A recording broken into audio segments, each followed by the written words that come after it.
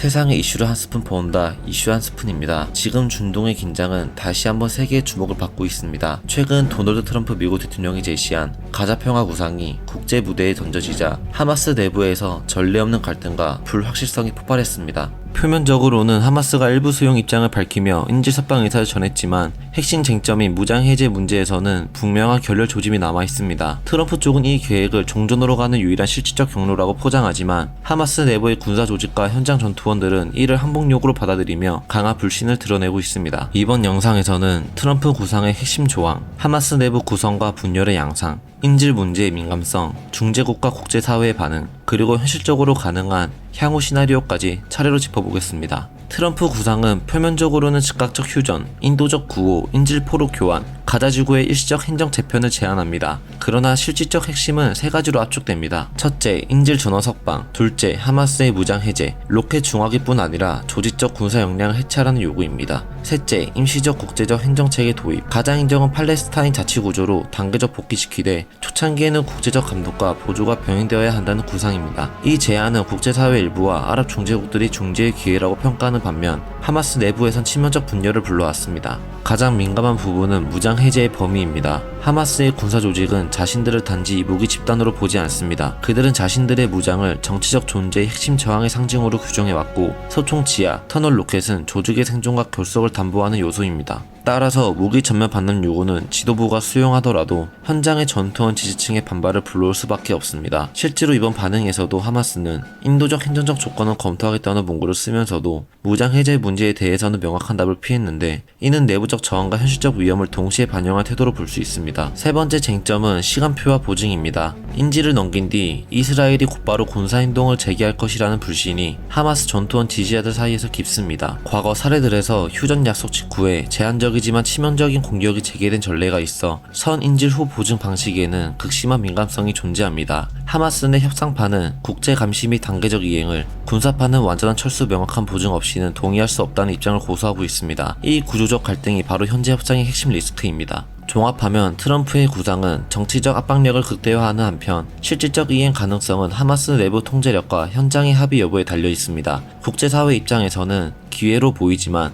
현장 레벨에서는 불신과 불안이 동전의 양면처럼 존재합니다. 하마스는 단일 지도 체제처럼 보이는 외형과 달리 실상은 복수의 세력, 지역, 임무축으로 구성되어 있습니다. 크게는 정치국, 군사조직, 그리고 레바논, 시리아 등 외부 거점의 세력들로 분류할 수 있습니다. 정치국은 외교, 재정, 중재 조율을 담당하며 때로는 온건 타협적 태도를 취하지만 군사조직은 전투 현장 통제를 우선시해 강경한 스탠스를 유지해왔습니다. 이번 트럼프 구상은 바로 이 갈등을 가시화시킨 계기입니다. 정치국 측 인사들은 외교적 고립, 경제적 붕괴, 인도적 재난 심화 등의 현실을 제시하며 제한적 협상, 외교적 유화책으로 상황을 완화해야 한다고 주장합니다. 반면 알카삼 등 군사 실무 그룹은 무장을 포기하면 조직의 존재 이유와 지역사회 보호 능력을 잃는다고 반박합니다. 중요한 점은 지도부가 합의해도 가자 내 전투원들이 따르지 않을 가능성이 크다는 사실입니다. 일부 보도는 하마스 내부에 체제 유지냐, 저항 지속이냐 선택이 이미 심각한 분열을 만들어내고 있다고 지적합니다. 또 다른 변수는 지역별 지지층입니다. 가자 시민의 고통이 심화될수록 정치국의 타협 요구가 설득력을 얻을 수 있지만 동시에 주민들 중 일부는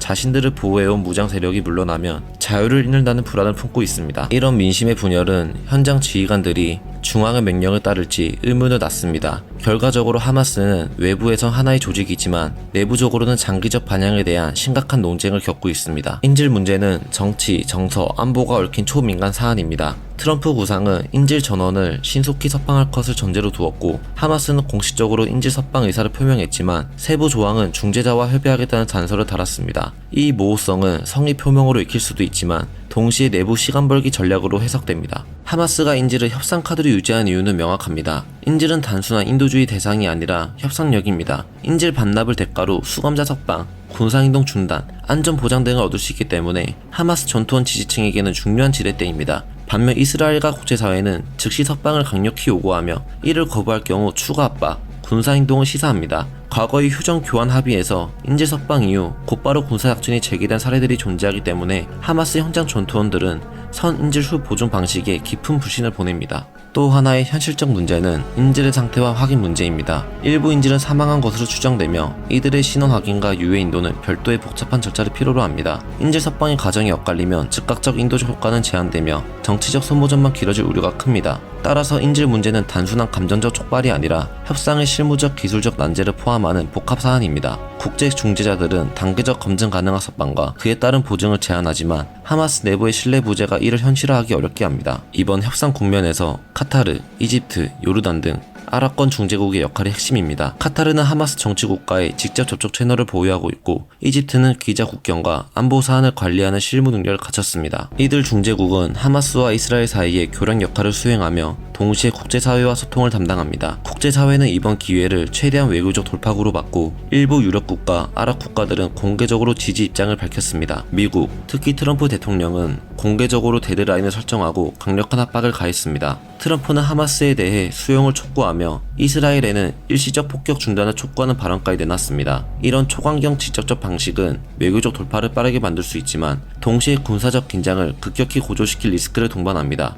일부 서방공은 강한 압박과 중재자 통화 기술적 이행 전략을 병행해야 한다고 봅니다. 유엔과 국제인권 단체들은 인도주의적 관점에서 전투중단과 민간인 보호를 최우선으로 요구했습니다. 인도적 접근 없이는 어떠한 정치적 합의도 지속 가능하지 않다는 이유입니다. 또한 이들 단체는 인질과 민간인 보호를 구분해 생각해야 한다고 강조하며 실질적 구호와 재건을 위한 국제적 장기 지원을 촉구했습니다. 결국 중재국과 국제사회는 압박과 안정장치 제공을 동시에 설계해야 하는 난제를 안고 있는 셈입니다. 이스라엘 내에서는 하마스의 부분 소용 선언에 대해 엇갈린 반응이 나왔습니다. 강경파 진영은 조건 없는 항복이 아니면 신뢰할 수 없다며 추가 군사행동을 주장했고 온건 중도파 일부는 외교적 해결 의지를 보이며 즉각적 휴전 인도적 접근을 지지했습니다. 군 당국은 여전히 하마스의 지휘체계와 일부 게릴라 그룹의 위협을 경계하며 인질 석방이 실제 이행될 때까지 경계태세를 유지하겠다는 입장을 표명했습니다. 가자 지구의 일반 주민들은 극도의 피로와 절망 상태에 있습니다. 장기화된 전투와 봉쇄는 의료, 식량, 주거, 전력 등 기본생활 기반을 파괴했고 주민들은 평화냐 저항이냐를 넘어 살아남을 방법을 우선하고 있습니다. 이런 상황에서 하마스가 무장 해제를 단행하면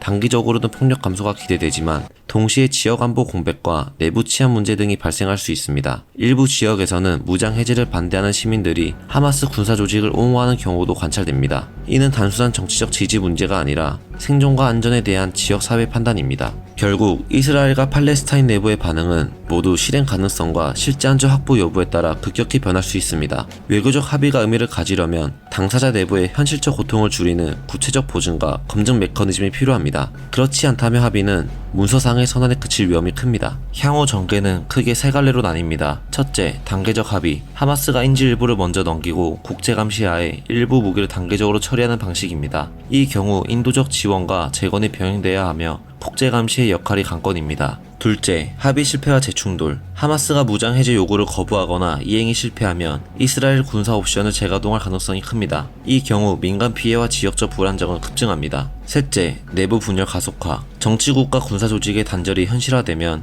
하마스는 통제력을 상실하고 더 작은 무장 단체들이 세력을 확대해 장기적 무정부 상태에 가깝게 될 수 있습니다. 실무적 결론은 다음과 같습니다. 첫째, 검증 가능한 단계적 이행이 필수입니다. 인질 석방, 무기 처리, 행정 복귀는 동시에가 아니라 상호 연계된 단계로 설계되어야 하고 각 단계마다 국제적 검증과 안전 보장이 제공되어야 합니다. 둘째, 지역 중재국의 균형적 역할이 중요합니다. 카타르, 이집트, 요르단 등은 하마스와 이스라엘 사이에 신뢰를 조성하는 데 핵심적입니다. 셋째, 인도적 지원의 병행. 합의의 지속 가능성은 가자 주민들의 생존과 생활 회복에 달려 있습니다. 국제사회는 보건, 식량, 주택 복구 등 실질적 패키지를 신속히 제공해야 합니다. 마지막으로 정치적 포용 없이는 일시적 합의도 쉽게 깨질 수 있습니다. 따라서 정치적 포용과 실질적 경제회복 로드맵이 병행돼야 합니다. 오늘 살펴본 것처럼 하마스 내부의 분열은 단순히 팔레스타인 무장 조직의 내부 문제에 그치지 않습니다. 이는 중동평화 구상 전체, 그리고 미국과 이스라엘, 아랍 국가들의 전략적 계산과 직결되어 있습니다.